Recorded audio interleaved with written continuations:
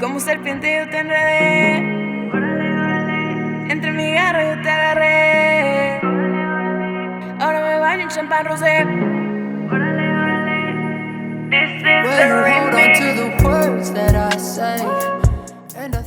¿Qué onda, parceros, nuestros chicos, mis niños y neas? Bienvenidos a un episodio más de ¿Quién te crees? Aquí en el canal de los Medellins. El día de hoy estamos de fiesta porque el día de hoy se está subiendo el episodio número 100 de este canal. Es un episodio que hemos tenido guardado durante un buen tiempo, pero queríamos que el episodio número 100 fuera con la persona, una de las invitadas o la invitada más especial de todo este podcast. Lo hemos estado guardando ya aproximadamente 44 episodios. Lo grabamos hace 44 episodios, pero queríamos que el aniversario 100 de este podcast fuera el más especial de todos. Así que sé que muchos de ustedes han pedido a esta invitada, pero queríamos que fuera especial.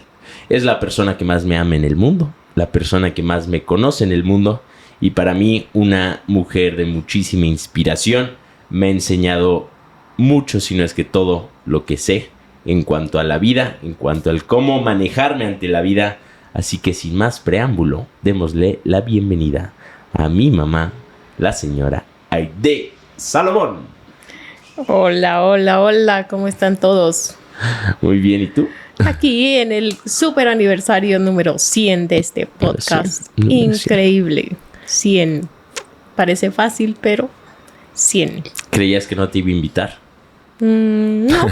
Sabía que algún día me invitarías. Yo te vi ahorita muy emocionada, lista para el episodio. Lo quisiste grabar. Yo creo que no me lo pedías, pero moría de ganas. Tu sed de fama te ganaba. Muy bien, madre. Pues vamos a empezar con la dinámica de los lentes. Creo que es importante la perspectiva que adoptamos ante la vida, y tú escogiste tus propios lentes porque es mitad perspectiva, mitad fashion. Entonces, por favor, mis lentes. Ponte tus lentes a ver cómo te quedan con los audífonos. A ver, vamos a ver. ¿Qué hubo? Ay, qué guapo. Te ves famosa. Sí. Ellos son amarillos, los tuyos son oscuros para la luz que está pegando. Muy bien, madre, pues creo que el fin objetivo inicial, uno de ellos, cuando decidí crear el podcast, era poder tener conversaciones grabadas, ininterrumpidas, con las personas que más amo. Obviamente ha evolucionado mucho. Tengo episodios con personas que conocí grabando el podcast, pero también he grabado con las personas más importantes de mi vida. Y creo que hoy en día vivimos en una era en la que puedes entrar a internet y ver videos de hace mucho tiempo. Hoy le estaba enseñando a una amiga un video mío a los 13 años cuando era skater. Entonces ahí está en YouTube, en la librería de YouTube. Tú y yo tenemos unos videos muy buenos, ridículos. Vayan al canal. No vamos a decir el canal, pero investiguen. Es un canal perdido en YouTube. En Huancaman. Lo voy a borrar. Ahí tengo unos videos vergonzosos míos y de mi mamá bailando, cantando. Ella apoyaba mi carrera de youtuber antes de que fuera una carrera real. Lo soñamos, esto lo vivimos juntos antes de... Ya lo habíamos experimentado. Pero quiero que este podcast también quede grabado para las futuras generaciones. Entonces, tus nietos te van a conocer. Tus bisnietos te van a conocer. Tus tataranietos, esperemos, te puedan conocer. Pero, ¿cómo te presentarías para esos tataranietos que a lo mejor no te conozcan en vida? Preséntate con ellos, ahí. Bueno, hola mis queridos nietos, bisnietos, tataranietos. Soy su tatarabuela. Y el día de hoy van a conocer un poquito de mi historia, quién soy, de dónde vengo y a dónde voy. Excelente. Muy bien. Creciste en una familia de 5. Eran 5 hijos. Tú eras la menor. Sí. Somos 4 mujeres y un hombre. Yo soy la más pequeña de todos. ¿Creciste en la ciudad de Puebla? En la ciudad de Puebla, en una familia, la verdad, muy feliz. Muy feliz. ¿Qué aprendiste de tener una familia tan numerosa y con padres tan trabajadores? Yo creo que tener una familia numerosa es muy divertido. ¿Por qué? Porque nunca te aburres. Siempre tienes con quién jugar. Siempre tienes como un bando especial con alguien. Y la verdad es que mi papá sí era una persona muy trabajadora. Mi mamá siempre estuvo con nosotros en la casa. Y siempre vio por nosotros. Creo que tener 5 hijos es un trabajo de tiempo completo. Completo de 24 horas. Y aparte como nosotros. Tremendísimos, tremendísimos. Y tú eras la más chiquita, entonces aprendiste todas las travesuras de los grandes. Todo. Yo era la chaperona de los grandes, del mediano, de la chica, de todos. Y aprendía lo bueno y lo malo de todos. ¿Y de tus papás, qué lecciones aprendiste? Cuando tú naciste y cuando creciste, ¿ya creciste en una familia en la que económicamente les iba bien? Sí. Desde que yo me acuerdo, siempre, ahora sí que nos iba bien, nunca nos faltó nada. Pero eso sí, yo creo que algo muy valioso que me enseñaron era ganarme el dinero. Si queríamos algo, siempre era como, pues tienes que ir a trabajar el sábado por lo menos para ganarte tu dinero.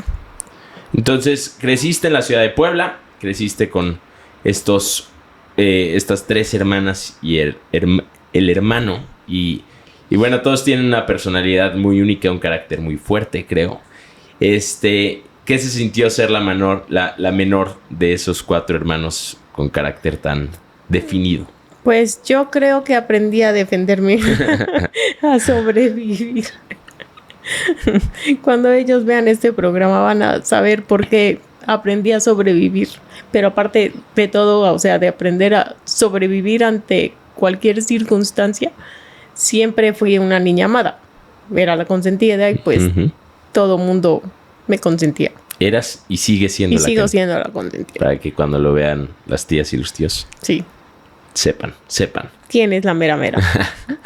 Muy bien. Todo iba como de acuerdo al plan. ¿En qué momento conoces a mi papá? A tu papá lo conozco en una fiesta a los 15 años. Era una fiesta que hicimos en mi casa. ¿De tus 15? De mis 15. Y lo invitó una amiga.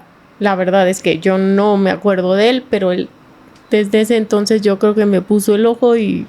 Pero tenías 15. Tenía 15. Dice que bailamos juntos y la verdad no me acuerdo. Y que te acuerdes en qué momento ya fue como, ok, ya me acuerdo de esta persona. Bueno, como a los 18 volvimos a tener una fiesta en mi casa. Yo era muy amiga de sus primos y de sus amigos. Éramos como un grupo de más de 30 personas y pues hacíamos unas fiestas increíbles y él venía de visita de Chiapas con sus primos y ahí fue que nos volvimos a conocer. ¿Y a partir de ahí empezaron a salir? Sí. ¿Fueron novios? Pues él dice que nunca fuimos novios, pero según yo sí. Ok, según él no, según tú sí. Sí. ¿Y qué tuvo que pasar para que entonces se casaran?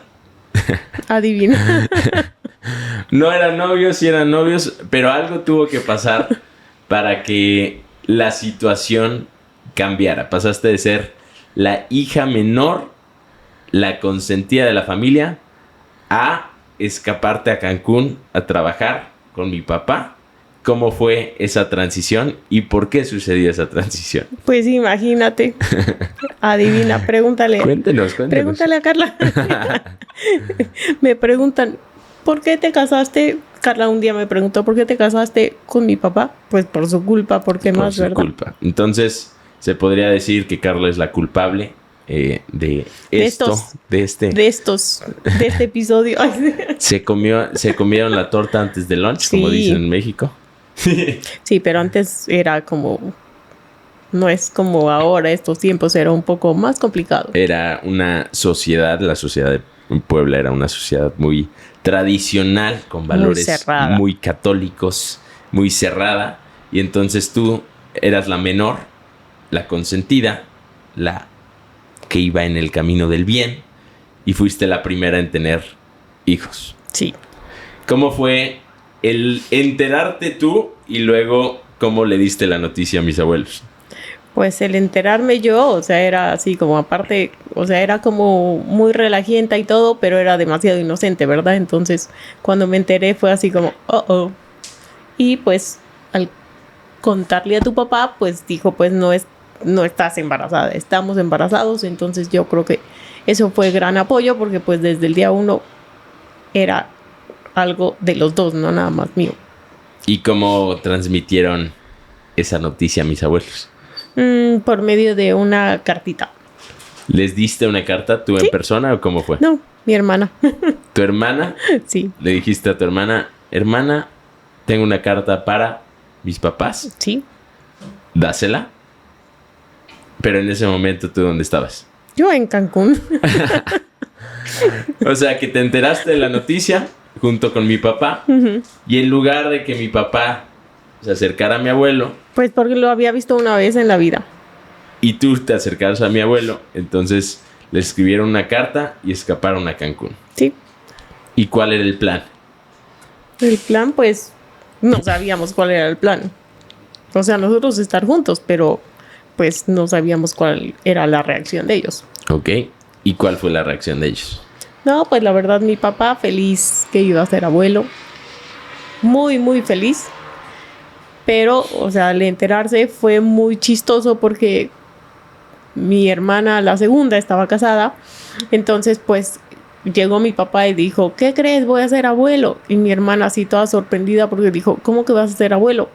Si yo no le he dicho a nadie que estoy embarazada. Era la única casada. Entonces, así como mi papá, sí, voy a ser abuelo. Y la otra toda, ¿pero cómo? ¿Quién te dijo? Si yo vengo del doctor y acabo de enterarme que estoy embarazada. Entonces, pues, Carla y Emanuel se llevan un mes justamente. Un mes. O sea, se enteró que iba a ser doble abuelo. Sí, doble abuelo. ¿Y en Cancún se quedaron mucho tiempo? En Cancún nos quedamos básicamente como 11 meses. 11 meses. ¿Y qué estaban haciendo? ¿Cuál era su plan? ¿Cómo estaban trabajando? ¿Cómo estaban administrando su vida ahora que estaban casados por el embarazo? Llegamos a vivir a casa de un tío de tu papá, que era pastor. Entonces, pues la verdad llegamos, él nos abrió las puertas de su casa y luego encontramos como una casa junto a él y la rentamos. Yo encontré trabajo llegando ahí, de cajero en un restaurante y tu papá de recepcionista en un hotel. ¿Estuvieron cuánto tiempo en Cancún? ¿11 meses? Como 11 meses más o menos. 11 meses, regresaron a la ciudad de Puebla, se casaron. Sí, bueno, sí. O sea, regresamos luego, como a la semana. Nos casamos como al mes y ya. De ahí nos volvimos a regresar a Cancún. Empezaron a trabajar. ¿Y en qué momento empezaron los problemas económicos? Pues yo creo que desde el principio. ¿Por qué? Porque pues no nos alcanzaba con lo que ganábamos el salario mínimo, más propinas. Entonces pues era como trabajar mucho para comprar la estufa, que ni siquiera era estufa, era una parrillita de 2 hornillas. O trabajar durísimo para comprar el refrigerador o el colchón. O sea, vivíamos con lo indispensable. ¿Y tenían la idea de quedarse a vivir en Cancún? Pues la verdad es que no sabíamos hacer, o sea, nada. Yo no había terminado la carrera, tu papá tampoco, entonces no era como que tuviéramos muchas oportunidades. Ok, entonces estuvieron 11 meses en Cancún. ¿Y qué los llevó a regresarse o tomar la decisión de regresar a Puebla? Un abuelo amoroso. El amor de un abuelo que empezó como un negocio de construcción y a construir departamentos. Entonces, pues la opción era, regrésense aquí, yo les voy a ayudar, les voy a dar el enganche de una casa, voy a construir departamentos, entonces necesito quien los venda y pues acaban a estar mejor y por eso regresamos. Entonces, el abuelo, tu papá, empezó a ofrecerles una oportunidad para dedicarse a algo más y Sí. ganar más que el salario mínimo. Sí, porque estaba enamorado de Carla, o sea, era así como su amor. Ok, y lo sigue siendo. Y lo sigue siendo, aunque Manuel se enoje. Entonces, regresaron a la ciudad de Puebla. ¿Qué cosas hicieron o a qué se dedicaron antes de encontrar el negocio que encontraron que cambió por completo sus vidas? Uy, bueno, pues regresando a Puebla, la gran oportunidad del abuelo fue que tu papá regresó a trabajar a un video con tu tío. Y en ese video ganaba 100 pesos a la semana, que a lo mejor eran como ahorita ganar, no sé, unos 1,000 pesos a la semana. Y vivíamos en casa de tus abuelos. Entonces eso era así como mientras, y la verdad ese dinero alcanzaba para pañales, para leche y nada más. Pero pues teníamos trabajo. Empezó a trabajar en un videoclub, ¿no? Un videoclub. Rentaban videos, algo así. Películas. Como Blockbuster. Más o menos. ¿Y cómo fue evolucionando de ahí? De ahí ya empezaron la venta de departamentos. Y pues tu papá era el mejor vendedor de todos los departamentos, porque pues era el único, no había otro. Entonces pues la gente llegaba, él estaba bajo de una sombrilla y pues compraban. Y como eran bonitos departamentos, casas, entonces pues ahí empezó. Y empezó. Aunque empezaron a ganar más dinero, no empezaron a generar riqueza, por así decirlo. No, porque debíamos dinero, o sea, ya empezábamos a firmar con tarjetas de crédito, nos metimos en problemas, entonces no empezamos a generar más dinero, más riqueza. Y llegaron a tener una deuda de $30,000 a los 21 años. 21 años de edad, ya debían $30,000 de ese momento. Sí. ¿Y cuáles crees que fueron los errores que cometieron para llegar a ese punto? Yo creo que un error garrafal, ahí cuando empezamos con la venta de los departamentos, yo pues estaba como en la casa cuidando a Carla, pero ahí el abuelo siempre como que nos ayudó y nos enseñó a administrar. Entonces, ¿qué hacía? Él nos seguía dando los 1,000 pesos a la semana, a pesar de que se vendía un departamento, 2 departamentos, y nos juntaba el dinero. Entonces, pues siempre que cuando ya nos juntaba el dinero, pues nos alcanzó la primera vez para comprar un automóvil, que era un Renault 18, que era de mi hermana, se lo compramos. Y después llegaba, ya sabes, clásico comprador de un departamento. No, pues es que solamente tengo un automóvil y lo quiero dar de enganche. Entonces, pues así comprábamos un mejor automóvil y pues el ahorro se iba en comprar un automóvil. Vivíamos bien, pero empezamos como a crecer y ambicionar comprar un mejor automóvil y así. Entonces fue en carros. En carros. En carros. Literal nos pagaba en carros. Y fueron armando esa deuda por no administrar. No, ahí, ganábamos en carros y todo iba perfecto.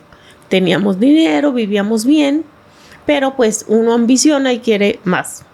Entonces, pues el abuelo sí nos ayudó con el enganche de una casa y pues empezamos a querer más y más. Nos compramos un automóvil que ya no era, o sea, los otros habían sido nuestros, de las comisiones, pero este automóvil lo sacamos a crédito con unos intereses altísimos, igual que la casa. Entonces vino una crisis en el 94, donde los intereses se fueron al triple. Nos empezamos a atrasar en pagar la casa, en pagar el automóvil. Empezamos a firmar con tarjetas de crédito, pues, para que nos alcanzara. Y ahí fue donde nos empezamos a meter en problemas económicos, hasta llegar a $30,000 de deuda. ¿En ese momento veían alguna salida o ya estaban como en el punto en el que habían perdido la esperanza? No teníamos ninguna salida. Como los departamentos se dejaron de vender por la crisis y porque no había créditos hipotecarios, nadie quería comprar nada. Entonces empezamos a buscar qué hacer. Empezamos a vender ropa, empezamos a vender camarones puerta por puerta, chamarras de piel y así, todo lo que se nos ponía enfrente. O sea, empezaron a hacer de todo, aunque no tuvieran nada de experiencia en lo que estaban haciendo. Exacto. ¿Y cómo les fue? Fatal. Fatal porque nos metíamos en más problemas. O sea, un día fuimos y compramos todo el inventario, a lo mejor teníamos 2,000 pesos de dinero, fuimos a México, compramos muchísima ropa y felices porque ya teníamos inventario y teníamos un puestito en un tianguis. Y pues ya, o sea, teníamos bonita ropa y todo. Y en eso llegó un conocido de tu papá y le dijo, ay, mira, qué bonita ropa. Yo creo que yo puedo distribuir toda esa ropa, pero necesito una cosa de cada una para llevarla y ayudarte a venderla. Y tu papá, bien ingenuo, sí. Y le dio pues una prenda de cada cosa, se la llevó y a la hora regresó y, Carlos, ¿qué crees? Ya vendí toda la ropa. Dámela y ahorita te la pago. Y se llevó todo. Se robó todo el inventario inicial. Todo el inventario que teníamos. Se lo robó. Y hasta ahí, se lo robó. Literal. Muy bien, entonces haciendo de todo, sí. Quedaron peor que como estábamos. ¿Y en qué momento conocieron la oportunidad que les cambió la vida en ese momento?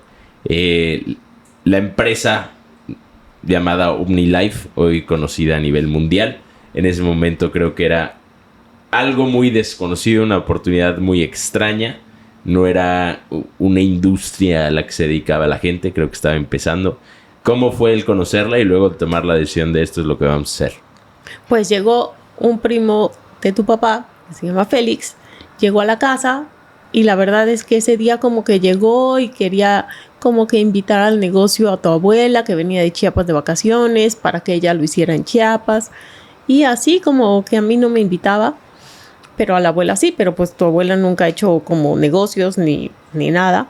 Entonces pues yo empecé a ver y dije, y recordé que Félix nos debía una botella de Johnny Walker etiqueta azul, que un día llegó a la casa, se la tomó y dijo, se las pago, y la verdad es que nunca la pagó. Entonces al yo ver que le estaba ofreciendo la oportunidad a la abuela, le dije, oye, ¿y por qué no de lo que nos debes? Pues me dejas ese negocito y pues ya yo lo hago. Y tu papá se volteó y dijo, sí, para que hagas algo y te ayudes. Y la verdad, inicié como por cobrarme a lo chino, por venganza. Empezó por ti solo por cobrarte, solo porque no siguiera su camino ante la vida sin pagar la deuda. Sí, correcto. ¿Y cómo fue el darte ese negocio? ¿Qué era el negocio? Era un maletín que traía como sobres con varios productos, traía un contrato adentro, el manual y traía un audiocassette, que yo creo que ese audiocassette cambió nuestra perspectiva del negocio. Literalmente era una mochila con productos, folletos y un cassette. Y un cassette, sí. ¿Y ese cassette qué tenía? Tenía exactamente lo que necesitabas para hacer el negocio. Decía que si invitabas gente al negocio, podías crecer una gran oportunidad. Traía un video donde dice, imagina una mañana despertar y te encuentras una mina de oro. ¿Qué harías? Traer a tus amigos conocidos y que te ayuden a sacar las pepas de oro. Y salía en un Ferrari de... He escuchado y he visto, creo que está en YouTube ese video. Y bueno, mi papá seguía dedicándose a la venta. A la venta de casas. De casas y apartamentos. Y entonces tú tomaste la decisión de empezar.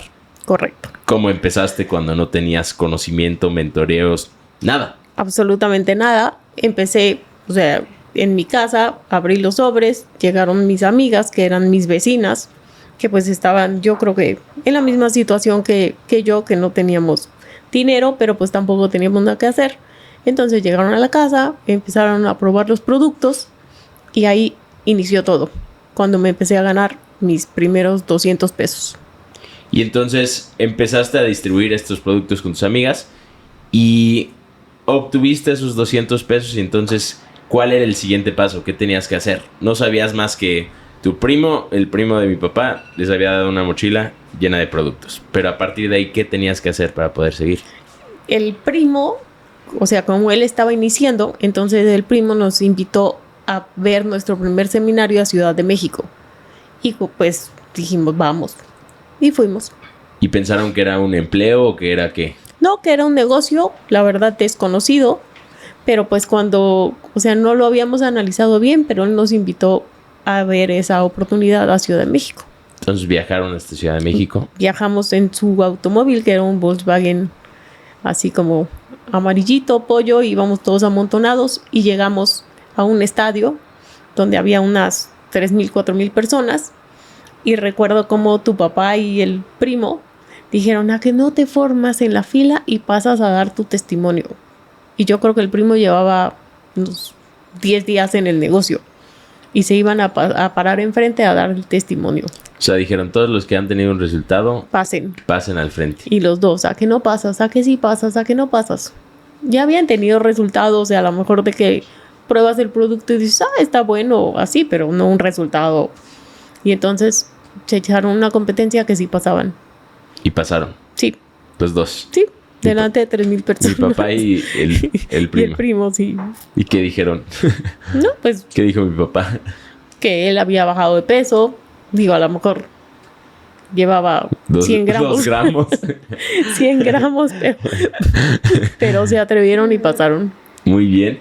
¿Y crees que ese evento cambió su perspectiva de lo que era el negocio? Sí, totalmente, porque pasó gente que ganaba $500, $1,000, 2,000, 10,000.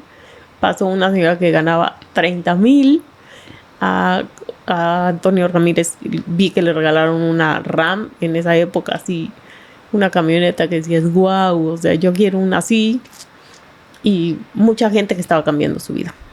¿Y cómo pasaron de hacerlo de medio tiempo tú y mi papá no hacerlo allá? ¿En qué momento decidieron, vamos a hacer esto de tiempo completo y esto es lo que vamos a dedicar nuestras vidas? Pues yo creo que al mismo tiempo que se dejaron de vender los departamentos con la crisis, y yo empecé a generar tanto de ventas, dinero, como tu papá, cuando si llegaba alguien, decía, ay, ¿por qué no inicias el negocio con mi esposa? Y me mandaba también como clientes o como gente interesada en el negocio. Y un día me di cuenta que ya estaba yo generando lo mismo que pagábamos de mensualidad del coche, que eran 1,400 pesos. Entonces, solo del negocio ya estabas logrando pagar el coche. El coche, Uh-huh. que era como una deuda importante en ese momento, y más con los intereses por la crisis. Sí. Y ahí mi papá dijo, ok, vamos a hacerlo de tiempo completo. No, el primo, o sea, lo hacía, pero medio.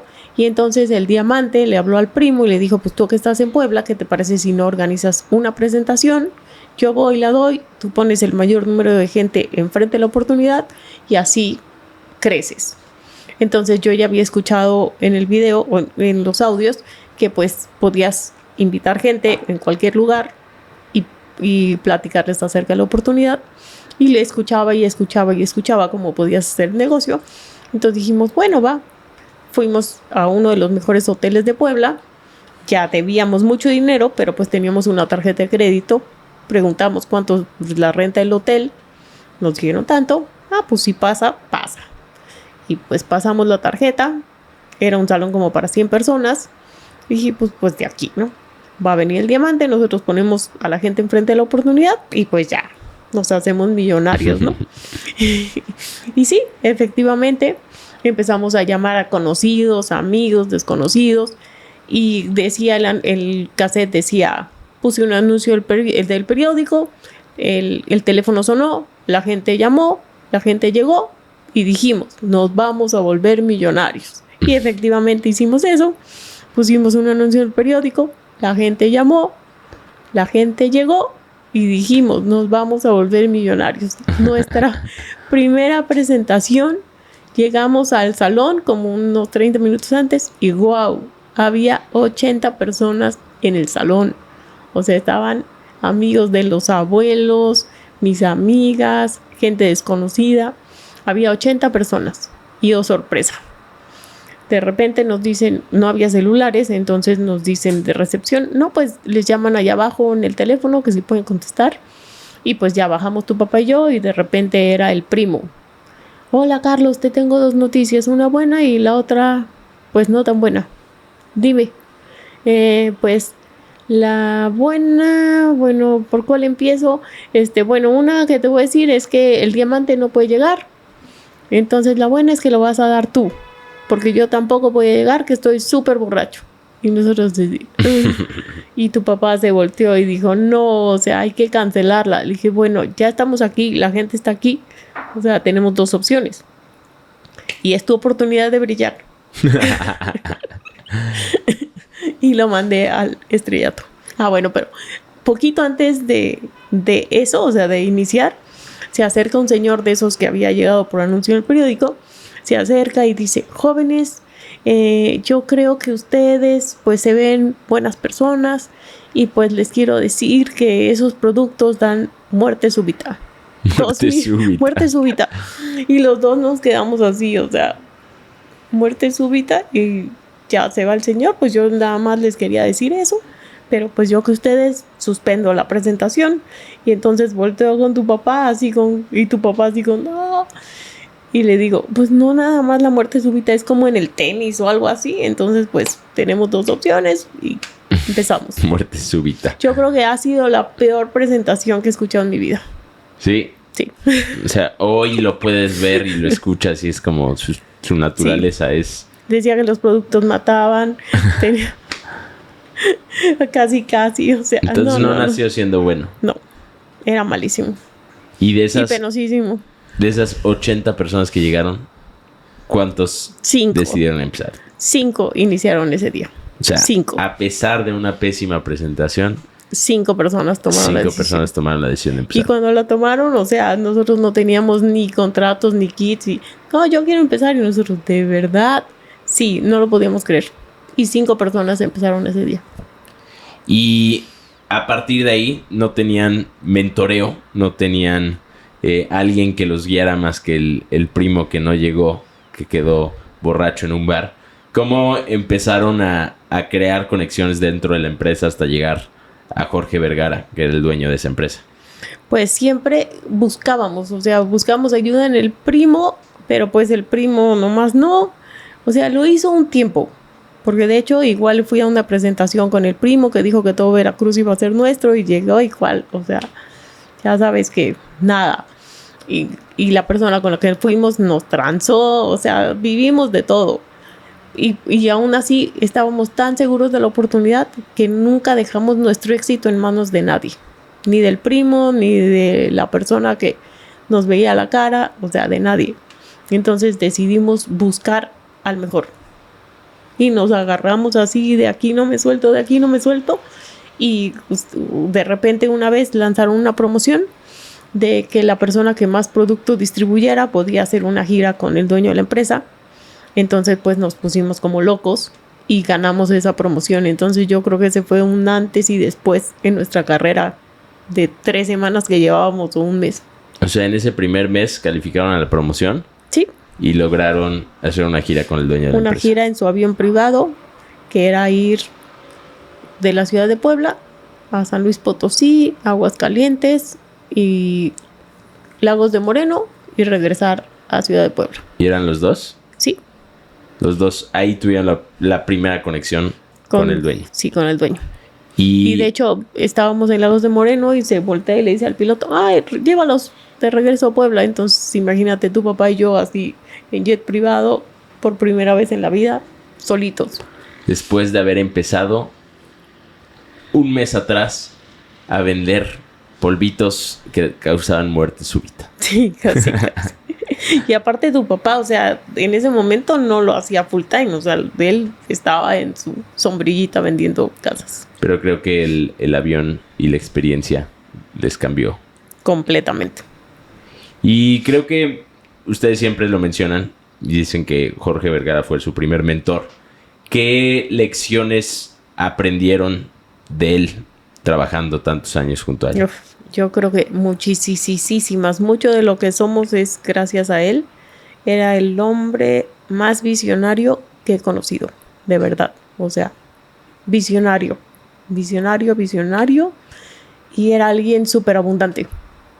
Te compartía y yo creo que mucho de nuestra mentalidad cambió gracias a todas las experiencias que él nos dio, la abundancia. Era un hombre que le gustaba compartir mucho. Visionario y abundante. Total. Y llevó a cabo su visión. Pero también era muy, muy fuerte. O sea, el 99 no es 100. Era cero pretextos y era muy, muy, muy, o sea, de verdad, disciplinado.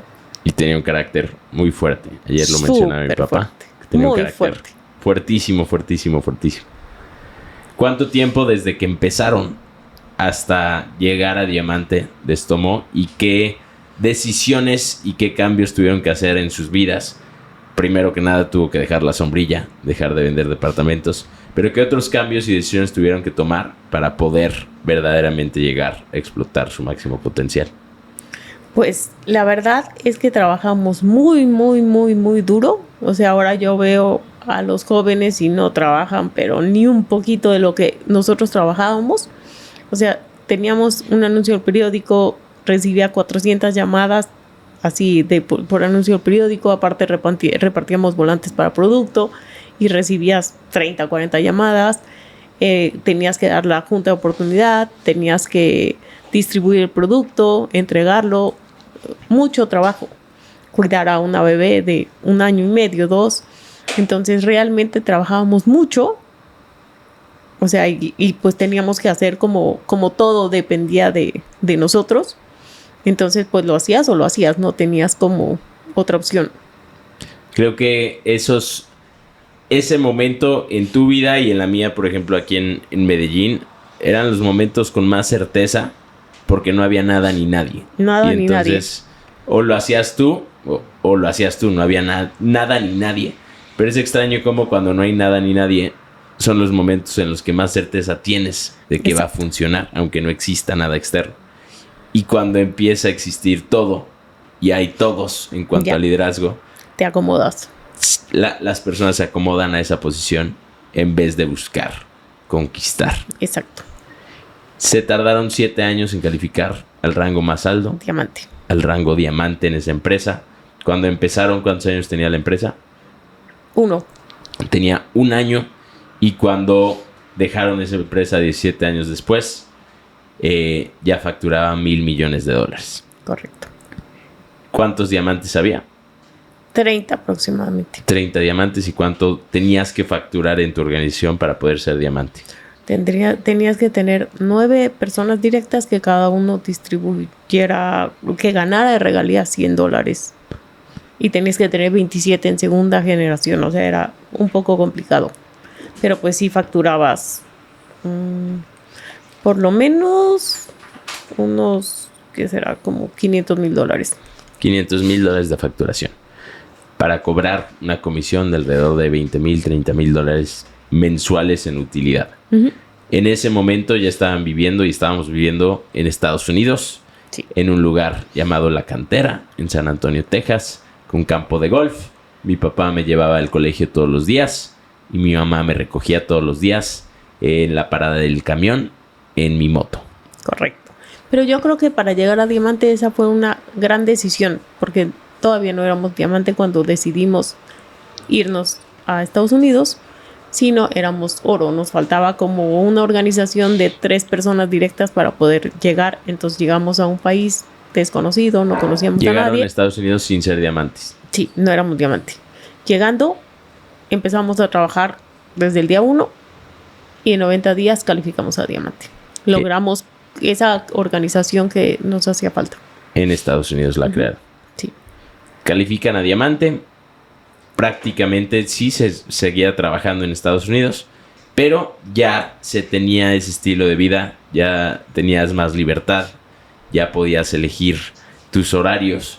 Y también llegaste a Estados Unidos a un mercado en el que no sabías el idioma, era un mercado nuevo en la empresa y todo dependía de lo que ustedes hicieran. Sí, es correcto. Pero a pesar de eso hicieron que sucediera. Sí, dependía de nosotros, no dependía de nadie más.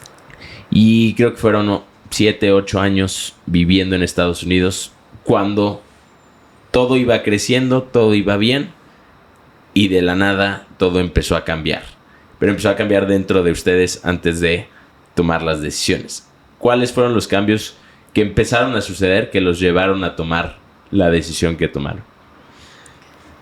Yo creo que fueron cambios que como que la empresa empezó a cambiar porque era una empresa familiar donde era muy familiar y después eso empezó a cambiar. Entonces ya no era la misma empresa en la que iniciamos, los valores empezaron a cambiar y pues yo creo que eso fue muy importante. ¿Fue que ya no te identificabas con los valores de la empresa? Sí. ¿Qué sentías o qué veías que te hizo decir esto está cambiando y ya no me gusta la dirección?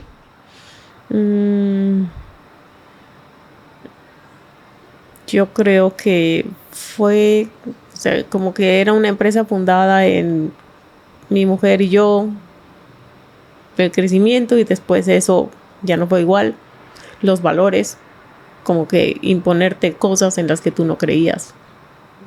Y entonces, a partir de ese momento, cuando empezó eso, no dejaron la empresa. No. Seguían ahí, pero ya no estabas... Ya no era como tan involucrados. Ya no era como vamos a ser misioneros de esta empresa de manera evangélica. Ya era... vamos a cobrar, vamos a vivir, disfrutar, pero ya no vamos a ir más allá. Sí, o trabajábamos, pero no llegábamos más allá. No llegaban más allá.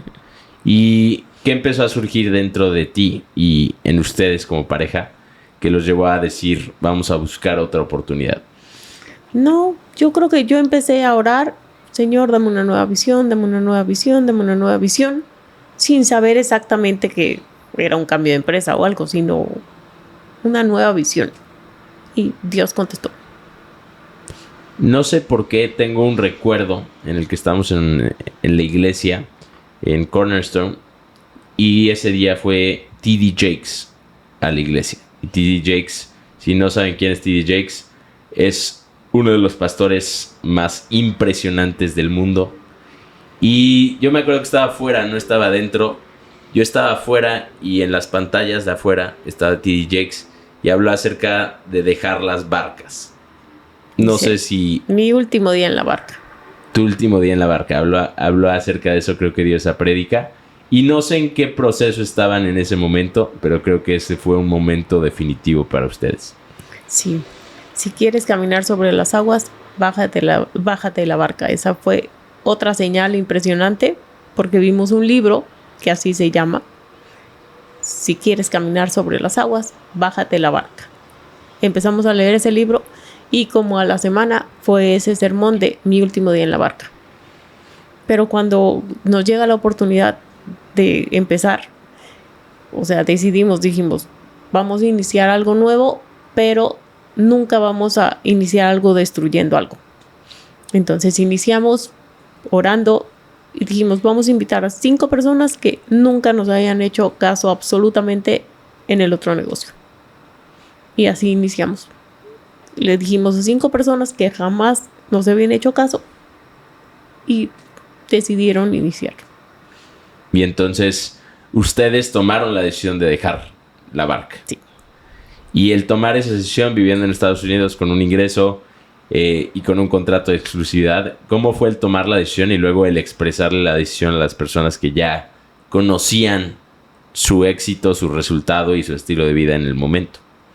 Pues imagínate, o sea, la gente dijo, no, ¿cómo van a hacer eso? Tienen algo seguro, son 17 años, no pueden hacerlo. Pero cuando sabes de dónde viene la oportunidad, no, o sea, sí me dio miedo, nos dio miedo, mucho miedo, pero pues si no te atreves a hacer las cosas para mejorar, nunca llegas.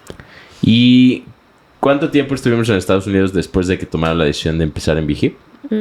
Como 1 año aproximadamente. Un año. Fue un año en el que habían renunciado ya a su cheque de la otra empresa. Estaban empezando de cero. Yo me di cuenta del cambio en estilo de vida. No por el estilo de vida, sino por la forma en la que ustedes habían empezado a trabajar. Porque sí, mi papá me seguía llevando al fútbol, pero ahora ya no me llevaba al fútbol y platicábamos en el carro. Ahora me llevaba al fútbol y eran llamadas de media hora en las que decía: hay una nueva visión, hay un bebé, estamos embarazados de esta visión y van a ser en 9 meses, en 8 meses, en 7 meses, en 6 meses, en 5 meses. En noviembre van a ser este bebé, así que si estás en el lugar correcto, en el momento correcto y tomas la decisión de hacer algo al respecto, entonces vas a poder formar parte de esta nueva visión. Sí, exacto. Así fue que inició y pues creo que hasta la fecha no me he arrepentido ni un solo día. Pero en el momento fue como ya estar en la cima y decir, voy a bajarme de esta cima porque desde esta cima ya vi una nueva cima. Y el retroceder, el bajarte de esa cima, requiere que estés dispuesto a hacer sacrificios. ¿Por qué? Porque ya tenías un resultado. Podías quedarte sentada en esa cima, o se podrían haber quedado sentados en esa cima diciendo, ya estoy en la cima, soy el rey, o tomar la decisión de bajar.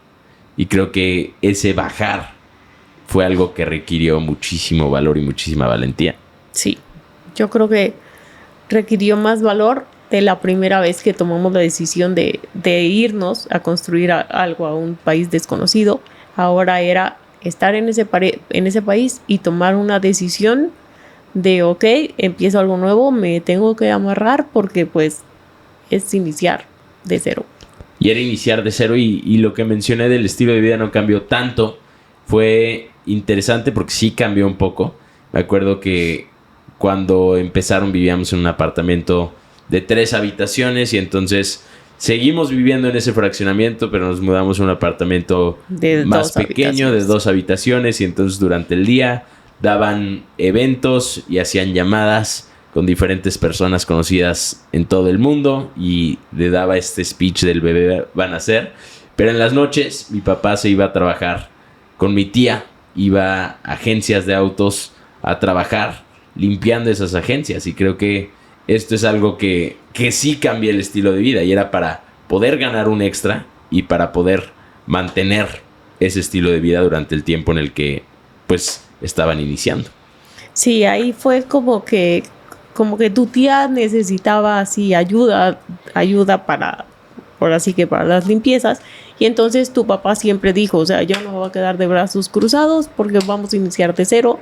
Y tampoco, o sea, sí teníamos dinero ahorrado, pero pues no te lo puedes acabar de un día para otro. Entonces dijo, no me pasa nada con que vaya a hacerlo. Uh-huh. Y lo hizo a lo mejor 3 semanas, un mes, en lo que empezaba a crecer.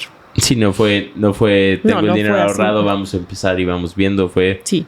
Lo que mucha gente a lo mejor, exactamente, a lo mejor mucha gente dice, no, yo tengo el dinero, entonces lo puedo hacer. No, es como tengo que sacar porque voy a iniciar, pero hacia adelante. Y nació el bebé. Sí. Empezaron y se fundó esta empresa llamada Vigip Global, en la que has estado durante los últimos... Desde el 2007. Desde el 2007. Ya 15 años. 16 años ya. Vamos a cumplir. Van a cumplir 16 años.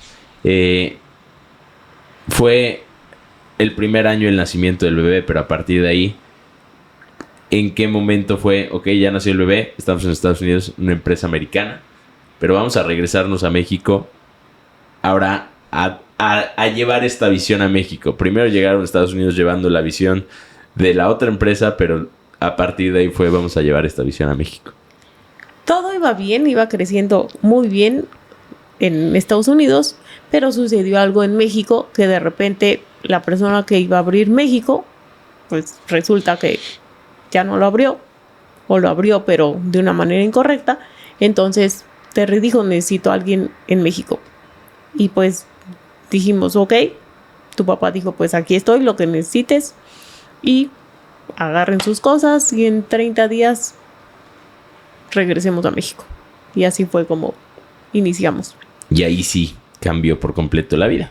¿Por qué? Porque regresamos a un país en el que no habíamos necesariamente crecido. Entonces la cultura pues fue sí, éramos mexicanos. Yo era mexicano, pero yo me había ido a los 4 años a vivir a Estados Unidos. Entonces llevaba 8 años en Estados Unidos. Y fue regresar a México y regresar a como les digo, no un estilo de vida diferente, pero la disciplina y el sacrificio que estaban haciendo ustedes en ese momento sí era completamente diferente. Entonces, sí llegaba a mi casa en las tardes, una casa muy bonita, pero ustedes todas las tardes estaban o viajando, dando juntas en alguna ciudad, en algún pueblo, en algún otro lugar, o dando juntas en Puebla. Y entonces, en las noches, tardes, nunca estaban.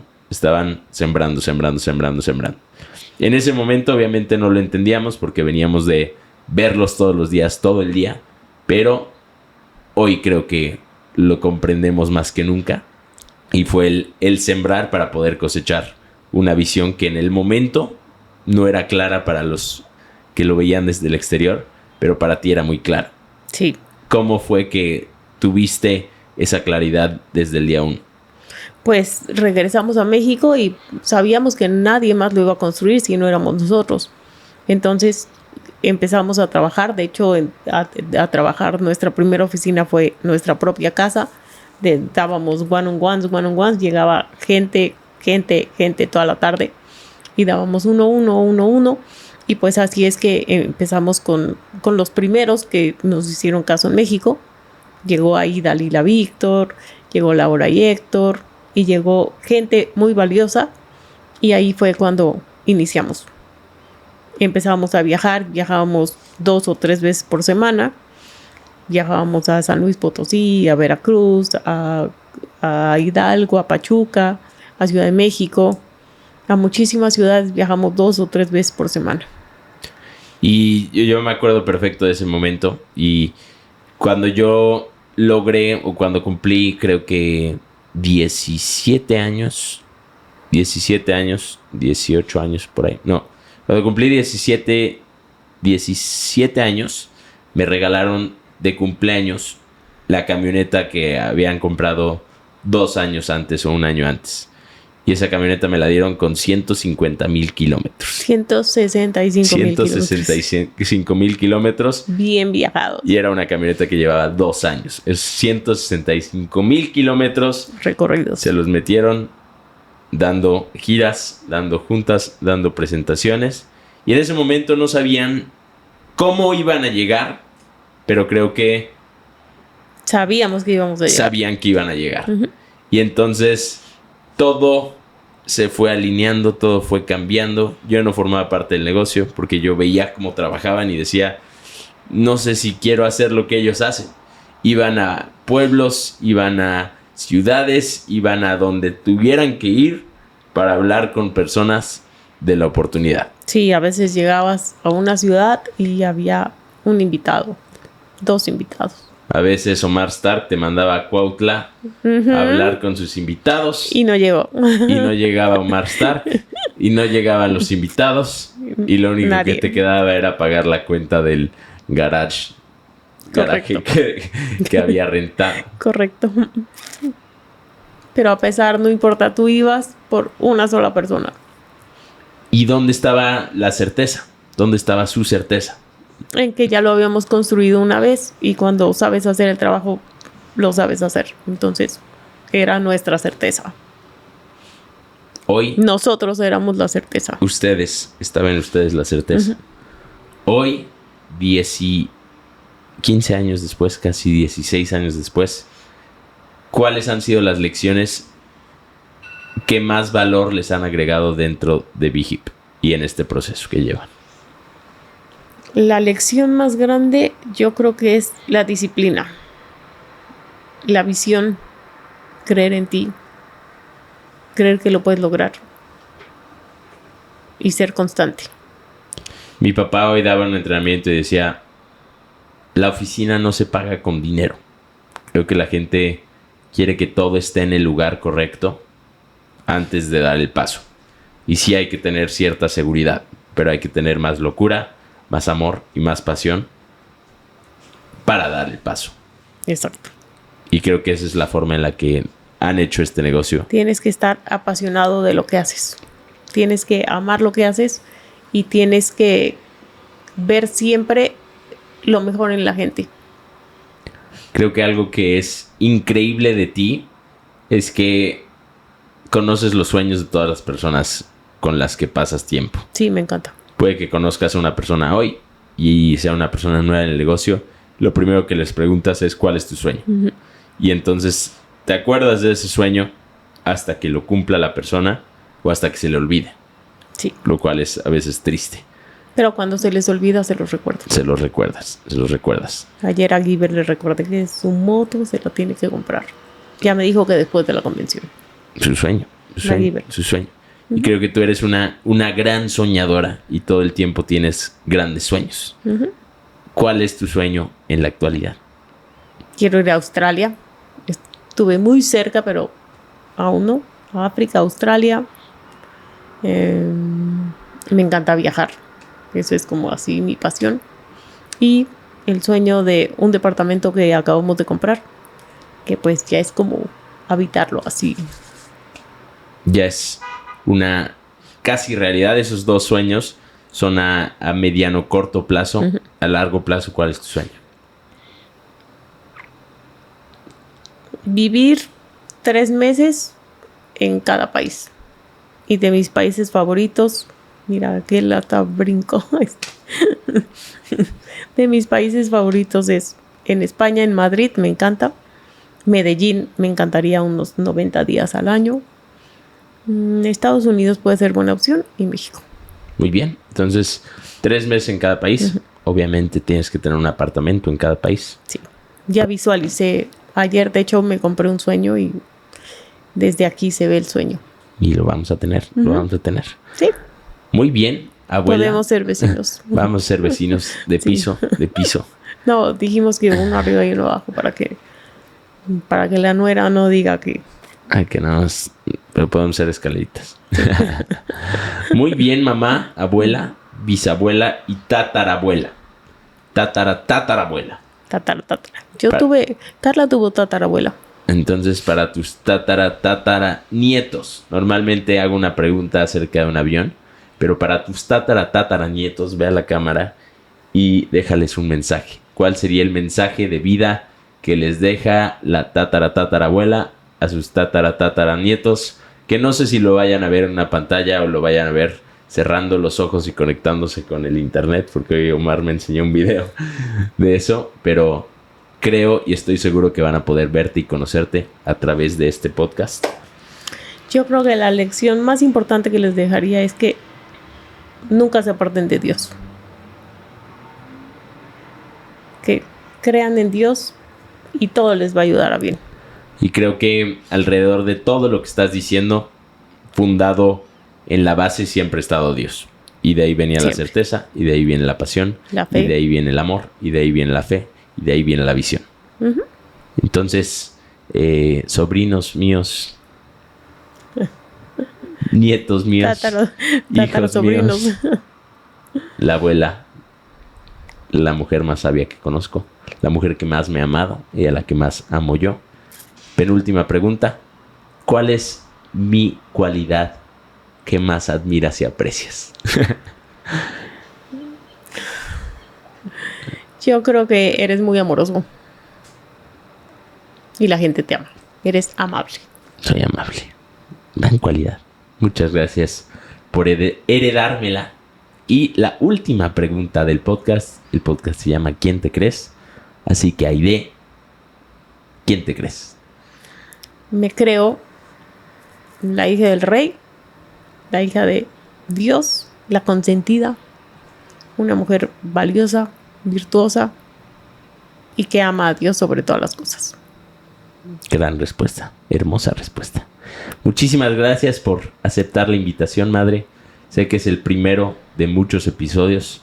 En los futuros próximos otros episodios tocaremos temas más relacionados a áreas específicas de la vida y del negocio, pero creo que era importante que las personas conocieran tu historia para a partir de ahí entender de dónde viene tu perspectiva y de dónde viene el valor que le aportas a todas las personas que te rodean. Te amo con todo el corazón, madre. Yo también. Gracias por invitarme a este episodio. Episodio número 100. Número 100. Estamos de aniversario. Suscríbanse al canal para que lleguemos a los 100,000 suscriptores de su podcast ¿Quién te crees? El mejor podcast de crecimiento personal en el mundo. Si les gustó, denle un me gusta, compártanlo con alguien a quien le pueda servir. Y creo que ¿eso es todo? Eso es todo. Eso es todo, amigos. Eso es todo, amigos. Como serpiente yo te enredé, entre mi garra yo te agarré. Ahora me baño en champán rosé.